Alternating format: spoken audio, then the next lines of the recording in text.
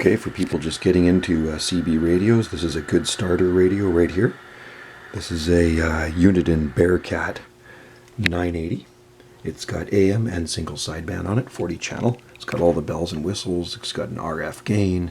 It's got a mic gain so you can turn up your audio. It's got weather alert on it. It's got a fine tune on the clarifier squelch. And you can change the color of the display if you want to. Several different colors: blue, purple, red, green. And it's even got SWR on it. And you can put this in your mobile. It is a mobile. It's got a nice microphone.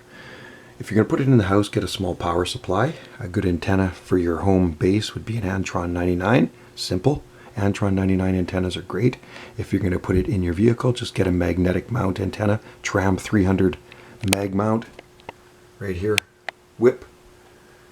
Easy enough to use. So that would be your very first CB radio, if that's what you're looking for, because I did have a YouTuber comment on that. What would be a good one to start out with?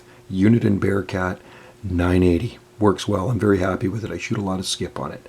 And it's a good little 40 channel. All right? And it does have the sideband. That's what you're looking for. Thanks for watching. Cheers.